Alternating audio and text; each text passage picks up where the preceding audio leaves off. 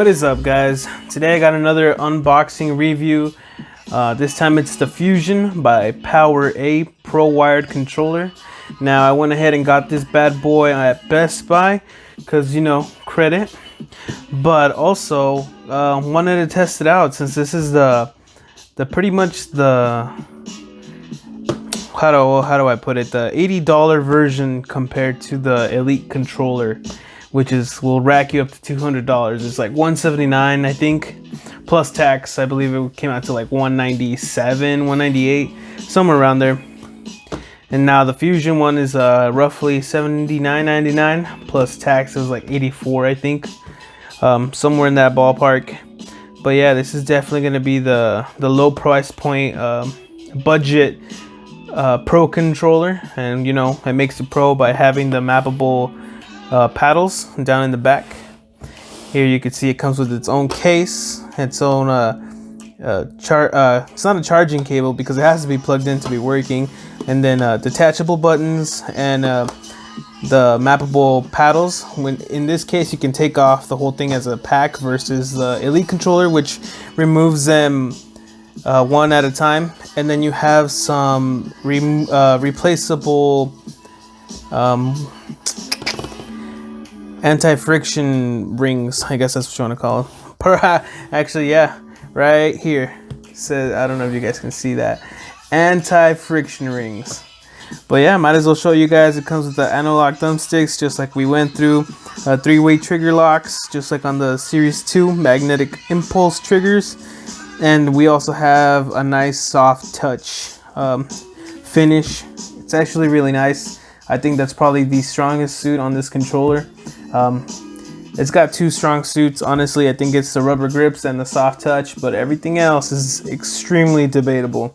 But yeah, we can get into that right now. Let's go ahead and open this bad boy up.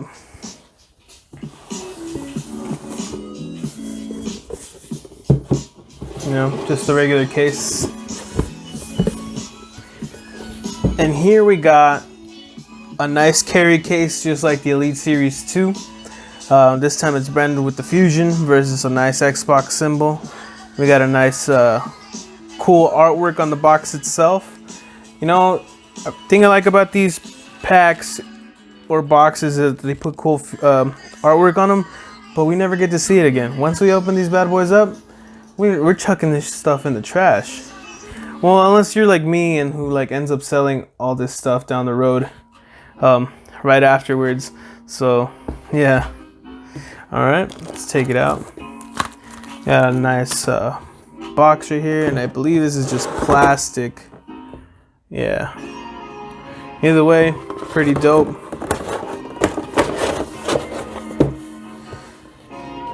I guess I'll just leave that as background right there. The Fusion.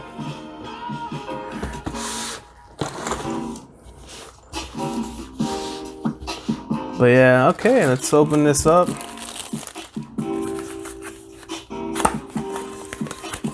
Oh, look at that. You know how I mentioned, but here we got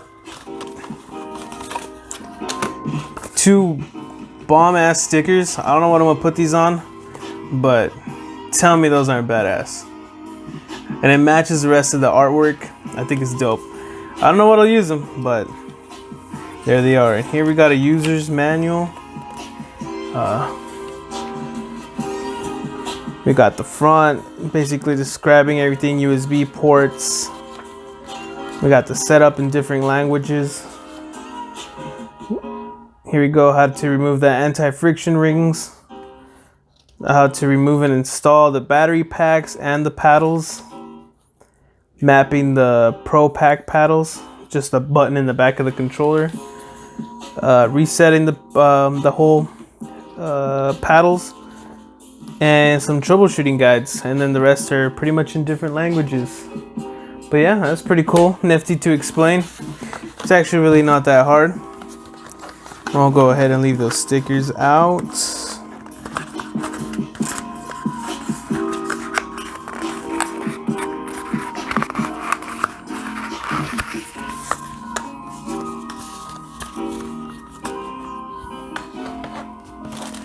All right, now let's get to the bread and butter. And it's not like a nice leather vinyl finish, it's more of a pad. I don't know, it's like some kind of, the same material that's on here is what's kind of covering this, but it's not that great quality. We got a nice orange accent to the zipper, which should be, I guess they're trying to match that gold that the rest of this bad boy has.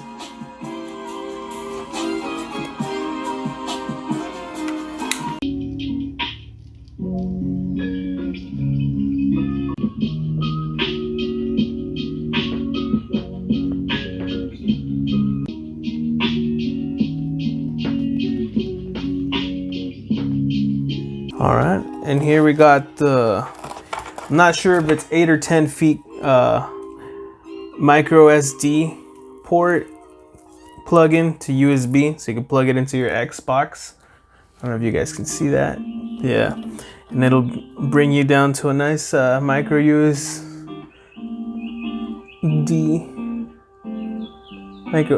not USD. But yeah, and it's also shaped so that way it stays nice and snug inside of the controller with these little clips. That way when you pull it out, you have to pinch it to pull out.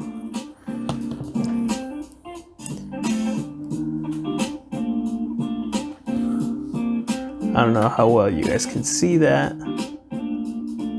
but yeah, fits right in there, nice and snug. It's pretty good, but I like how they included us a nice long USB cord. I was hoping they wouldn't skip out on us since it's got to be wired. Doesn't even have an option for battery, because in here is where the pack goes for your paddles, and that's about it. Okay, up next we have the removable thumbsticks. Now they're both made out of plastic with a little bit of a rubber to the edges. I don't know if you guys can see these. Yeah, a little bit of rubber on top, textured, and this one's more of a smooth finish, but the rest of this is like the crappiest plastic. Obviously the Elite Series 2 is where it has it beat, because they're stainless steel and magnetic, so they just snap in place, while these you have to remove the rings and then pop them out of place. It's just a whole hassle.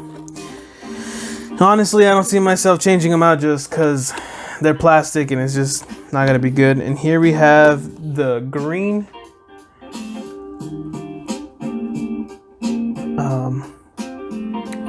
anti-friction ring. I don't know why they made these green. I swear they should have just probably made these gold, just like the rest of them, because even if you put those green friction rings on, the rest of the controller is still gonna have gold accents, and it's just gonna throw it off by having two green ones. Honestly, bad move, but hey, whatever's. 80 bucks. But yeah, that's all those little accessories that it comes with. I'll go ahead and show you guys how to put the pack in. It's pretty simple.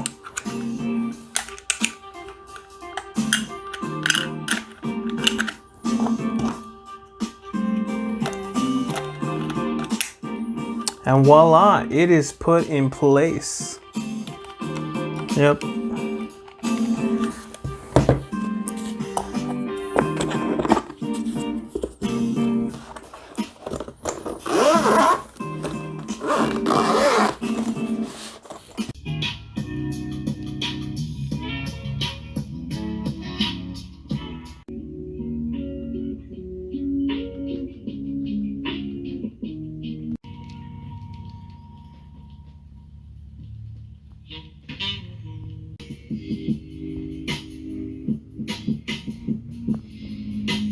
Okay, and here I have the Elite Series 2 and all of its majestic glory. Now this is my daily driving controller. This is probably the one I can't replace, and I just wanted to show you guys, that way you guys have a comparison between the two controllers. Backside. Let me see if I can get a good view on that. That's the backside right there. It's kind of hard to do this out of this angle that I'm in. And here's the regular Xbox. Oh no! Okay, and here we have the regular Xbox controller.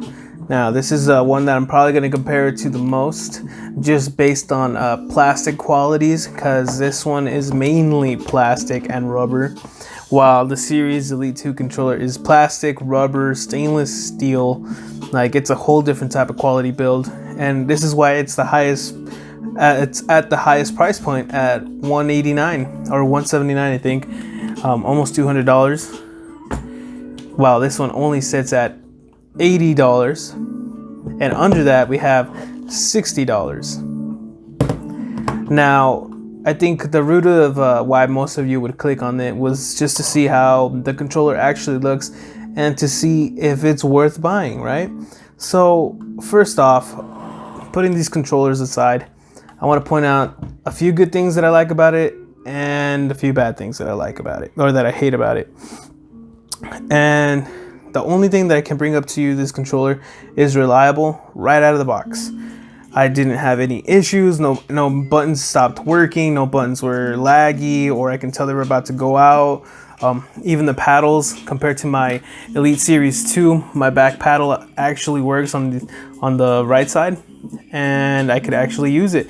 Versus my Elite Series 2, about a week or maybe a month, my right paddle, I have to hard press it, like legit push this sucker in really hard until it responds. This one out of the box, perfect, nothing, no issues. So there we have an underlying manufacturing problem, right? And that's something that's, you know, out of our control, or anyone's control, no pun intended, except for the manufacturers themselves. Most people take it up to Microsoft and be like, hey, you're not checking your shit, get your shit in check. However, you know, down the production line, like, this stuff happens. If you've never worked in a production plant or fabrication plant, like, you can tell sometimes shit goes through, even though there is regulations and shit to check. But, you know, there's a few bad things that go through the line. It's all right. And then, but yeah, let's back to the point is, I think comparing it to the Elite Series 2 is unfair. It's not in the same price range. It's not made of the same materials. And on that topic, these are plastic thumbsticks. I do not see these lasting forever. I do not. And then the top things, oh, don't get me started. These things are utter crap. This plastic, while it may be shiny, it's worse. I honestly prefer the plastic that's on these. Now, this is a less polished plastic, and obviously I've got some use in it. This isn't not the same type of plastic. This, because it's new, it looks a lot thicker and it looks a lot nicer, but it's not. It's so flimsy. I hate it. I hate those. I can go on and off of how much I hate it, but same thing with the buttons. These plastic buttons too, such a grime. The only thing that it has a superior D button. It's the same shitty plastic, but it's smooth, and your thumbs won't get as irritated after a few hours of using this D-pad, versus this D-pad, which is a lot more. Well, it's a smooth finish too, but it's not the same. This one's a lot more smoother, with a few more edges and roundedness to catch onto the D-pad. This one, on the edges themselves, I feel like it irritated my thumb a lot more during fighting games, which is the only prop that I can give it, is for the D-pad smoothness. Aside from that, the best thing this controller's got going for it is the smooth finish that it has around the controller. It feels so nice to hold. Like, it's so nice. It's so much reminiscent to the first Elite Series controller, with that white smooth finish. And just like the other Elite Series controller, the rubber on the back, the rubber grips. The only issue with the other one is that the Elite Series 1, the glue, the adhesive that they used for the rubber, eventually would fade it away, and it would start corroding, and just the rubber itself would start falling apart.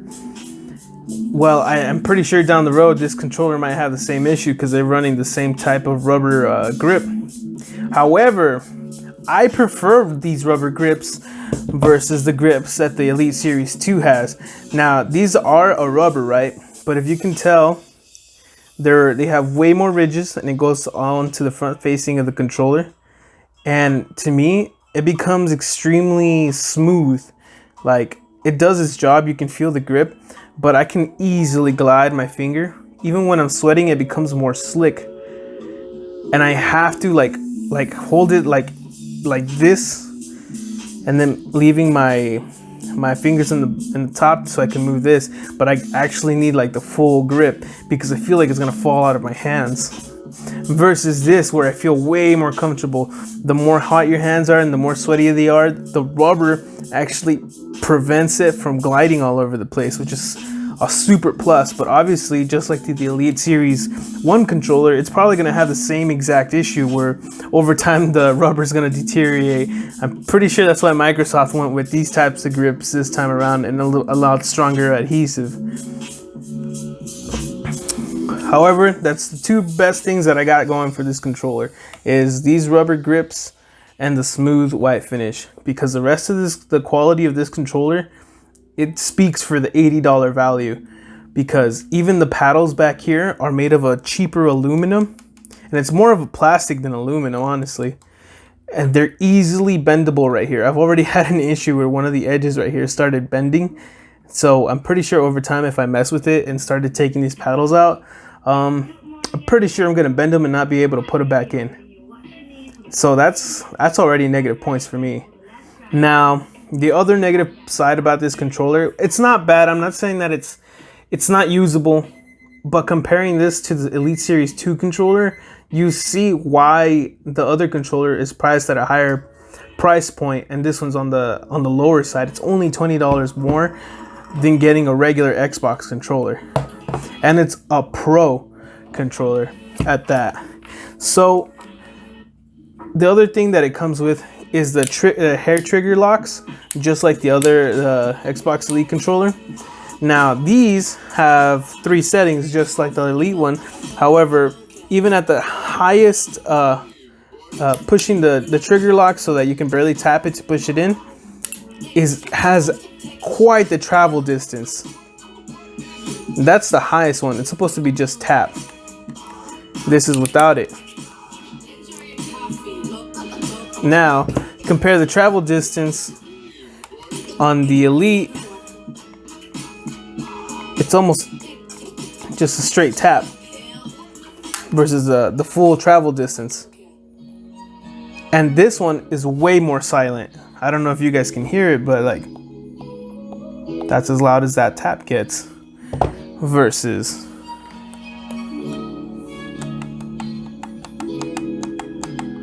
no, I'm not pushing the RB button.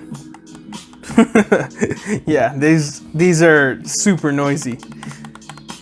And it gets noisier when the hair trigger is down, because then you have to hit the lock. Yeah, they're pretty loud, and they're cheap plastic. I can't get over that. I really can't. Well, aside from that, you already have the downside that this controller has to be plugged into your Xbox at all times. It is there 24/7. You don't get to get the battery option. You don't get to have chargeables. Again, that's also why this controller's priced at $80. It's the more budget controller.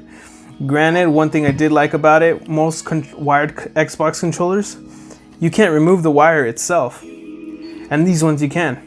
It makes so much better, so that you can pick it up and put it away if you got siblings or if you got kids, right?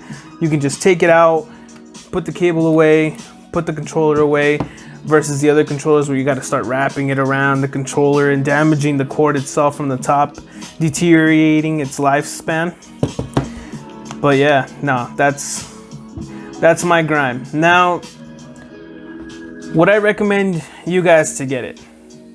I think if you don't want to drop the $200 for the Elite Series controller, then you can go ahead. If you want to drop $200, then go ahead and get the Elite Series 2 controller. They're widely more available now. And so you can probably get your hands on one at a local Walmart, Best Buy, Target, you name it. Or online, obviously, if you like to shop online. Now, these are a lot more harder to find. I've only seen these once at a Walmart and only a few times at Best Buy. So be cautious of where you get these. But this one racks up $80. Now, that's half the price of this one. Not even, a little bit less or a little bit more than half.